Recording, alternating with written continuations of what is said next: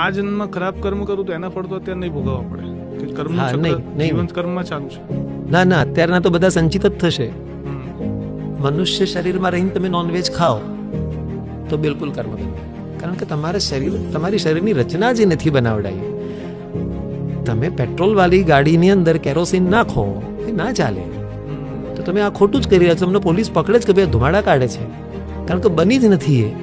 તો આ તમારું શરીર નોનવેજ ખાવા માટે ને હું પ્રોટીન માટે ઈંડા ખાઉં ના, તે ભગવાને બનાવ્યું છે ભાઈ સોયાબીન ખાઓ ને, ભરપૂર સોયાબીનમાં 4 ગણું પ્રોટીન છે એના કરતાં, ઈંડા કરતાં કે ડાયરેક્ટ માંસ કરતાં. પણ માણસ પોતાના જીભના ચોચલા ખાતર ને બધું ખબર પડવા છતાં આવું કરે. એટલે શાસ્ત્રમાં અમુક વસ્તુના બહુ ક્લિયર નિયમો છે. જ્યાં તમે વધારે પડતી બુદ્ધિનો ઉપયોગ કરીને કામ કર્યું એટલે કપટ કર્યું, એમાં તો no excuse. You will have to go through whatever punishment nature will give you. You will have to go through.